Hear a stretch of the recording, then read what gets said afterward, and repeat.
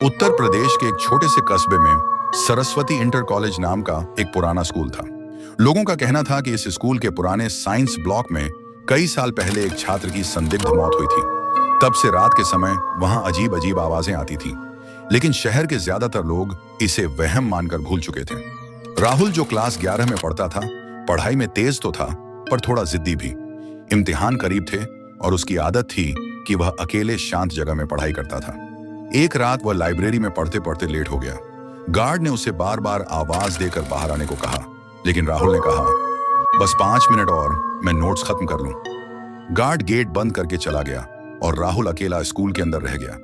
करीब 10 बजे उसे ध्यान आया कि अब घर जाना चाहिए। बाहर निकलते हुए वह साइंस ब्लॉक के पास से गुजरा। सुनसान गलियारे में एक ट्यूबलाइट टिमटिमा रही थी और एक अजीब सी गंध हवा में फैली हुई थी। राहुल की नजरें अचानक एक कमरे की खिड़की पर पड़ी।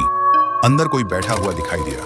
पहले उसने सोचा शायद कोई टीचर होगा, लेकिन अगले ही पल वह शक में पड़ गया। कमरा पूरी तरह बंद था, धूल से ढका हुआ, और उस कमरे में पिछले 6 साल से ताला लगा हुआ था। राहुल के कदम अचानक वहीं रुक गए। खिड़की के भीतर बैठा वो शख्स बिल्कुल स्थिर था। सफेद शर्ट, झुका हुआ सिर और लंबे काले बाल चेहरों को ढके हुए। ऐसा लग रहा था जैसे कोई मरा हुआ बैठा हो। राहुल ने हिम्मत करके पास जाकर खिड़की में झांका।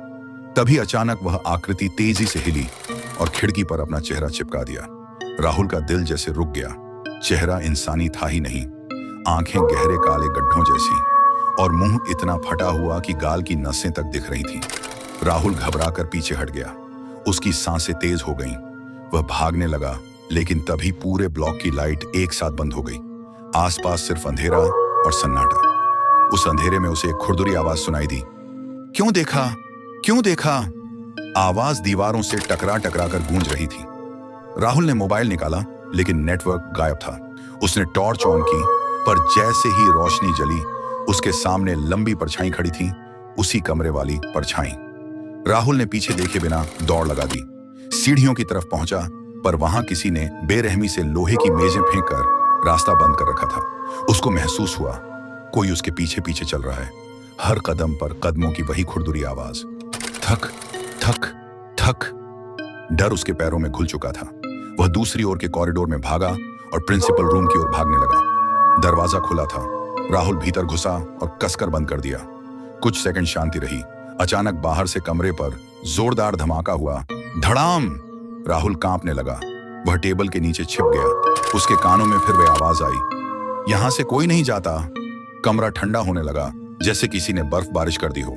राहुल की सांसें धुंध की तरह बाहर निकल रही थीं। टेबल के नीचे से उसने धीरे से बाहर देखा। कमरे के कोने में खड़ा हुआ वो साया धीरे धीरे उसकी तरफ मुड़ रहा था। राहुल चीख भी नहीं पाया, गला जैसे जाम हो गया। वो साया टेबल की ओर झुका, अपने काले गड्ढों जैसे आंखों से सीधा उसे घूरते हुए। तभी पीछे से अचानक गार्ड की आवाज आई, राहुल, दरवाजा खोलो, क्या कर रहे हो अंदर? जैसे ही आवाज आई, वह साया पलक झपकते गायब हो गया।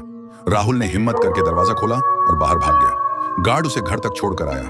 रास्ते भर राहुल कांपता रहा और एक शब्द भी नहीं बोला। अगले दिन स्कूल आया तो उसे पता चला साइंस ब्लॉक 6 साल पहले इसलिए बंद किया गया था क्योंकि वहां एक लड़का केमिकल लैब में फंसकर भयंकर तरीके से मर गया था। जिस कमरे की खिड़की में राहुल ने परछाई देखी थी, वही कमरा था जहां उस छात्र की लाश मिली थी। उस रात के बाद राहुल कभी भी देर रात पढ़ाई करने स्कूल नहीं गया और साइंस ब्लॉक आज भी बंद ही है।